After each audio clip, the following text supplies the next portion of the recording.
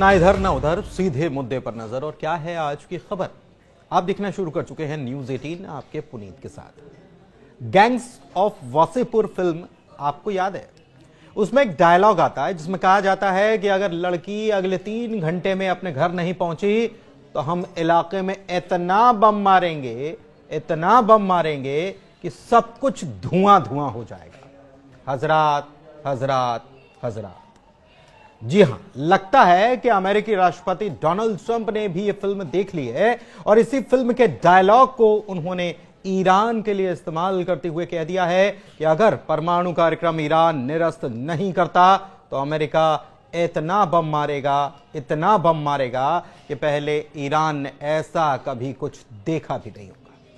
दिलचस्प बात यह कि ईद के दिन ही अमेरिका की तरफ से या कहें ट्रंप की तरफ से यह धमकी सामने आई, लेकिन धमकी से इतर क्या कोई तैयार भी है? इस वीडियो में इस पर भी बात करेंगे, किसकी कितनी तैयारी है यह भी बताएंगे। इससे पहले अमेरिका ने ईरान पर सैंक्शंस लगाकर उस पर दबाव बनाने की कोशिश की। दूसरी तरफ इजराइल यह चाहता था कि उसने ईरान के परमाणु रिएक्टर्स की जो मैपिंग कर रखी है, उसी मैपिंग का फायदा उठाकर अमेरिका उसे हमला करने की परमिशन यानी कि हरी झंडी दे दे और हथियार भी दे दे। बात बार बार ईरान के परमाणु कार्यक्रम को लेकर ही सामने आ रही है। अमेरिका नहीं चाहता कि ईरान अपना यह प्रोग्राम जारी रखे। वैसे अमेरिका तो किसी भी देश के लिए यह कभी नहीं चाहता रहा कि कोई और देश परमाणु संपन्न बने, फिर चाहे भारत या पाकिस्तान की ही बात क्यों ना हो। लेकिन इस बार मामला अलग है। ट्रंप अलग मूड में हैं और यही कारण है कि वो फैसला लेने के लिए तैयार हैं जिससे कि ईरान को रोका जा सके, उस पर दबाव बनाया जा सके। जबकि ईरान के supreme leader Ayatollah Ali Khamenei की तरफ से साफ कह दिया गया है कि जो धमकाएगा उससे कतई डील नहीं की जाएगी। और इस बार तो अमेरिका की तरफ से जो कहा गया वो खुली धमकी है, यानी कि अमेरिका सोच रहा है कि ईरान पर जो प्रेशर अभी तक उसने बनाया था, अगर वो उससे नहीं मानता है तो उस पर और दबाव बनाया जाए।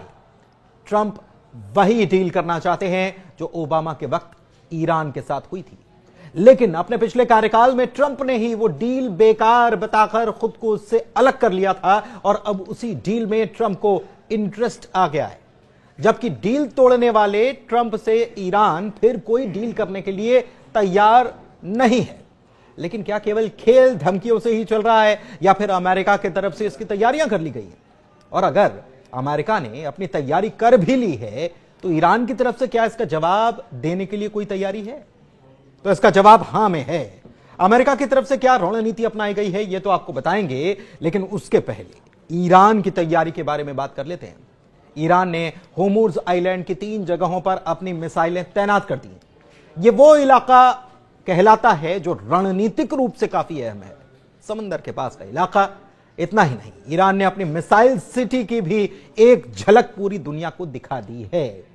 इसमें लंबी दूरी की वो मिसाइलें भी हैं जिनका इस्तेमाल कुछ वक्त पहले इजराइल के खिलाफ तब किया गया था जब इजराइल ने हिजबुल्लाह चीफ नसरल्लाह को हमले में मार गिराया था।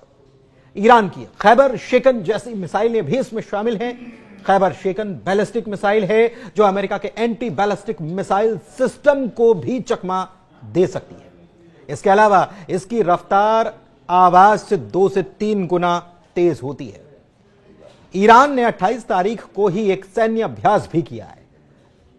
इसी 28 मार्च की हम बात कर रहे हैं। यह मिलिट्री एक्सरसाइज ओमान और फारस की खाड़ी में की गई है, जिसमें लेबनान, इराक, यमन के करीब 3000 जहाजों को शामिल किया गया था। इसके पहले भी 9 मार्च को ही ईरान ने रूस और चीन के साथ मिलकर भी चाबहार पोर्ट के पास ओमान की खाड़ी में मिलिट्री एक्सरसाइज की थी। इस दौरान कई और देशों की भी मौजूदगी इसमें नजर आई थी। वैसे भी रूस और चीन हमेशा से ही ईरान के साथ दिखाई दिए।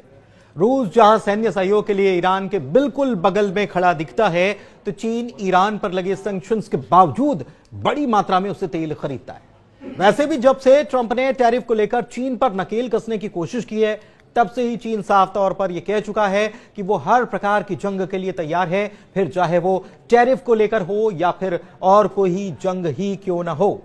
लेकिन अमेरिका ने अपनी रणनीति अलग रखी है। अमेरिका के पास वैसे तो मिडिल ईस्ट में अपने खुद के सैन्य अड्डे हैं जो टैक्टिकल रूप से उसे काफी ताकत देते हैं। 7 मुल्क जो मुस्लिम मुल्क हैं वहीं पर अमेरिका के अड्डे बने हुए।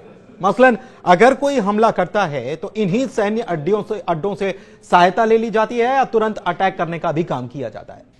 कतर का अल उदैद एयरबेस भी इसी का एक परिणाम है और यह मिडिल ईस्ट में अगर देखा जाए तो अमेरिका का सबसे बड़ा सैन्य अड्डा है। इसके अलावा Bahrain, UAE, Kuwait, Jordan, Iraq, Syria, Saudi Arab और इजराइल भी इसमें शामिल है।